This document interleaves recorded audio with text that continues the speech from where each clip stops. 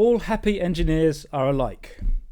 Each unhappy engineer is unhappy in their own way. Now that's an application of the Anna Karenina principle, which is taken from Leo Tolstoy's novel Anna Karenina. And the opening lines of that novel are, all happy families are alike. Each unhappy family is unhappy in its own way. And the point of the Anna Karenina principle is that there are often a few common factors that would define a happy family or a happy engineer. But there are many, many factors that could contribute to all the ways that a family or an engineer could be unhappy. So what does an unhappy engineer look like? Well, it could be that they're constantly disrupted during the day, can't concentrate, and it's causing a heavy cognitive load burden for them. They could feel that they're working in a toxic culture or a toxic microclimate of their team. Undue pressure. It could be the complexity of code that they've got to work with, and the number of bugs that tends to create.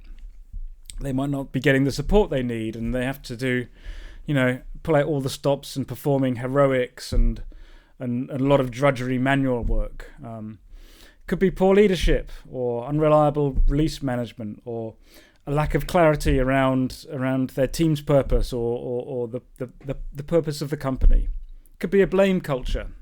They could feel that there's no ownership or accountability to work.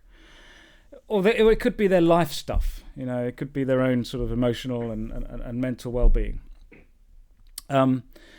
But a lot of these factors are often down to the way work is structured and the way that the organisation is structured. But we tend to often blame the unhappy engineer. And the problem is that unhappiness can be contagious.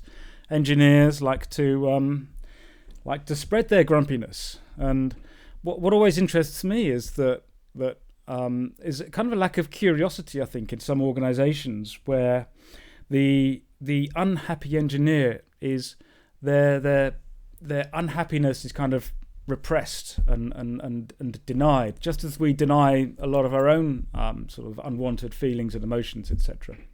So we don't tackle the uncomfortable things. We deny that they're there, and it's hard as a manager sometimes to get attention that, hey, we've got things to address organisationally that are affecting our engineering teams. You have to dig in the dirt to find the gold, and the gold is ways to improve the structures and the culture and how things are done within the organisation.